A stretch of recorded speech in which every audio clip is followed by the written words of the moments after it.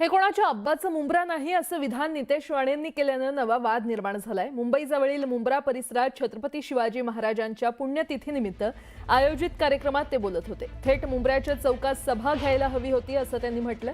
तर जैन मुनी निलेशचंद्र महाराज यांनी देखील कार्यक्रमात हजेरी लावली। मुंब्रा हिरवा करू म्हणणाऱ्यांना उत्तर मिळेल असं म्हणत एमआयएमच्या नगरसेवक सेहर शेख यांना जैन मुनी निलेशचंद्र यांनी देखील प्रत्युत्तर दिले।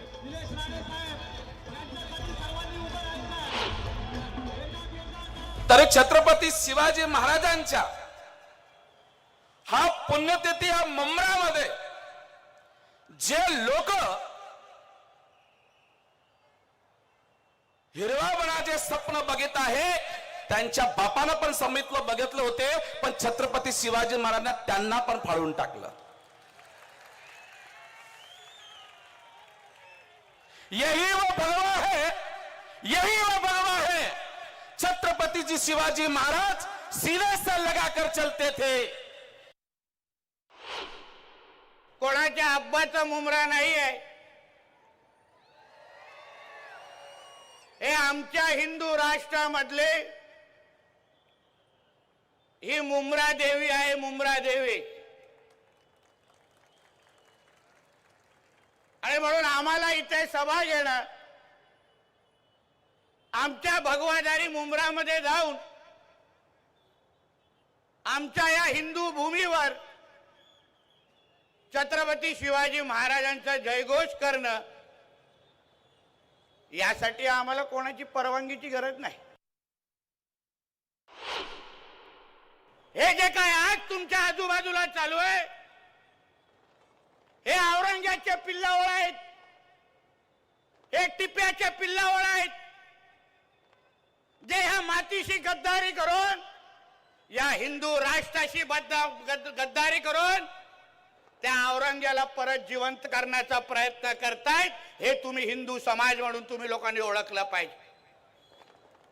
का एकत्र आलो पाहिजे आपण? का आम्ही इकडे तुमच्यासाठी लढायला आलोय?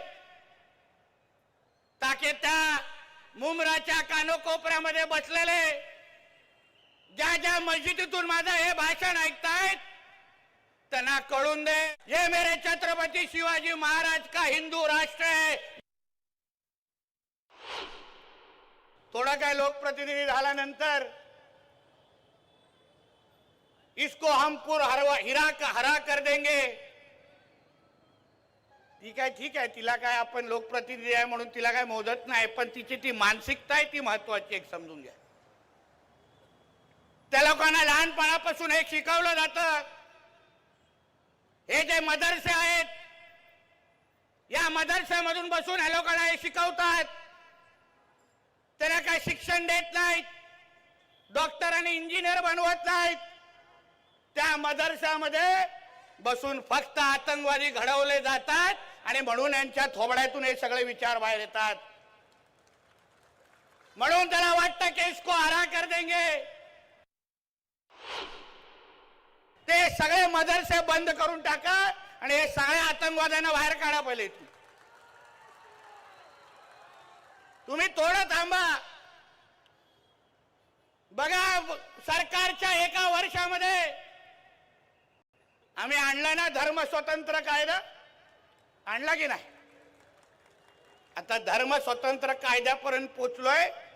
आता पुढचा टप्पा मदरसांचा एक लक्षात घ्या।